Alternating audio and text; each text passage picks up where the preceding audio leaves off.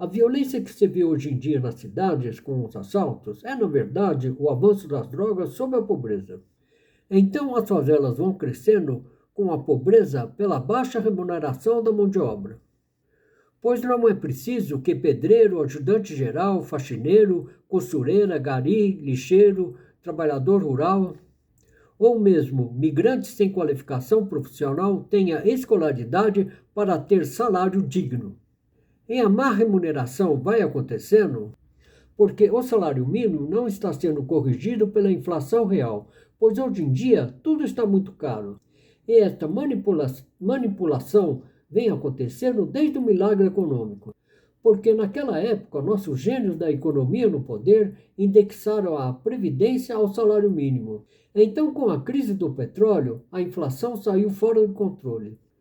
Aí, para que a dívida da previdência não explodisse, se passou a manipular a correção do salário mínimo. E hoje em dia, o aposentado e a mão de obra não qualificada passam até fome com a baixa remuneração. Como são os economistas que respondem pela política econômica dos governos? Então, para financiar o Estado com a visão de mercado de capital, foram criando benefícios futuros como o Fundo de Garantia e PIS/PASEF, enganando o trabalhador com vantagens. E para fazer justiça à pobreza, criaram COFINS, mas onerando as empresas com encargos sociais e burocráticos. E com a crise do petróleo, políticos, para impedir a demissão do trabalhador, foram criando direitos trabalhistas e sem que o carteiro assinado perceba, esses encargos que as empresas pagam sob o salário passaram a retirar do lerite mais que uma vez o poder de compra do salário. E como em uma homologação os direitos trabalhistas podem até quebrar a empresa, quer dizer que, mesmo que o patrão quisesse dar aumento de salário, não poderia, pois, além dos encargos que as empregas pagam sobre a folha de pagamento, existem os altos juros de impostos que podem fazer até a empresa fechar as portas. Todavia, se as escolas de economia ensinassem que é o consumo que gira a roda da economia, aí, com melhores salários, o Brasil, que na época do milagre econômico já era a nona economia do mundo, hoje em dia já poderia ser um país desenvolvido, caso os militares tivessem pensado fazer leis no combate à corrupção. Pois o que movimenta a economia no país é o salário com poder de compra.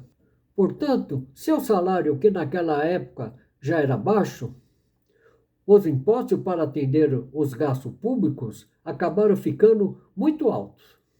E a consequência para o trabalhador foi o desemprego, que só aumenta com a malversação dos gastos públicos. Todavia, como hoje em dia tudo está muito caro, então o assalariado reclama da inflação real, porque ignora que a economia está globalizada, portanto, os produtos refletem os preços de países desenvolvidos. E como nesses países o assalariado ganha 4 ou 5 vezes o que ganha o brasileiro, então tudo acabou ficando muito caro no Brasil. Portanto, você pode entender por que tantos brasileiros querem emigrar para país desenvolvido. Porque a vida melhor começa pelo salário com poder aquisitivo. Portanto, impedir a correção do salário hoje em dia, se tem no Brasil uma desigualdade imensa entre ricos e pobres, porque com os investimentos, o dinheiro fica circulando entre os mais ricos e o consumo não redistribui a renda com os baixos salários.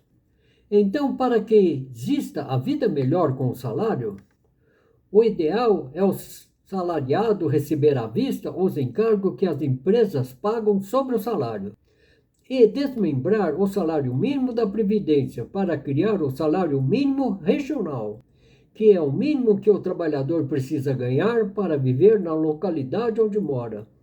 Aí, com a maioria dos assalariados melhor remunerados e preservando certos direitos e piso salarial, a economia irá para frente e criará novos postos de trabalho, porque é o consumo que gira a roda da economia.